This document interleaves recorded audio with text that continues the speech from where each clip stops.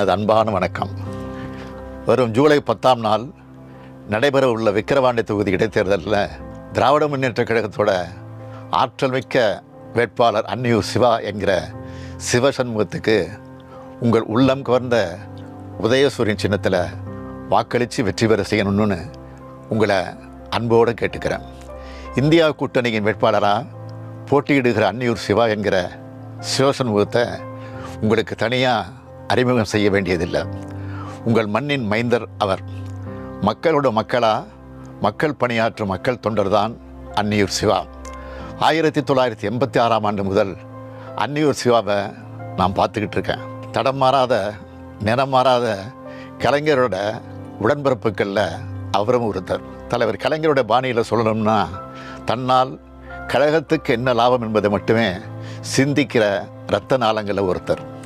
விழுப்புரம் மாவட்டம் காணை ஒன்றிய இளைஞரணி துணை அமைப்பாளராக, ஒன்றுபட்ட தலைமை பொதுக்குழு உறுப்பினராக, அன்னியூர் கூட்டுறவு விவசாய சங்க தலைவராக, மாநில விவசாய அணி துணை செயலாளர்னு பல்வேறு பொறுப்புகளை வகித்தவர் தற்போது விவசாய தொழிலாளர் அணியோட மாநில செயலாளராக பொறுப்பு வச்சுட்டு இருக்கார்.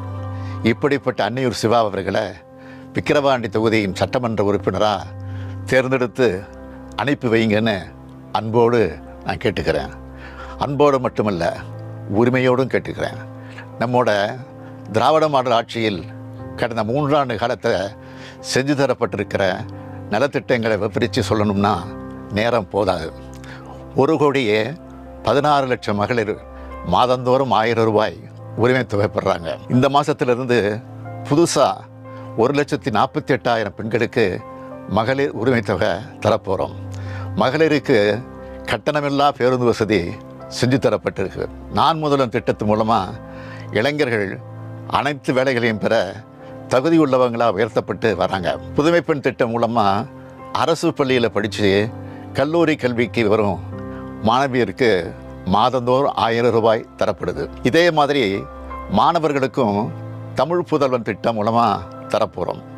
இப்படி ஒவ்வொரு குடும்பத்துக்கும் ஏதாவது ஒரு நேரடி பலன் கிடைக்கிற வகையில் நம்மளோட அரசு செயல்பட்டு வருது. திராவிட முன்னேற்ற கழக அரசுனாலே சமூக நீதி அரசு. இது உங்கள் எல்லாருக்கும் நல்லா தெரியும். பிற்படுத்தப்பட்டோருக்கு தனித்துறையை உருவாக்கினதே தலைவர் கலைஞர் தான்.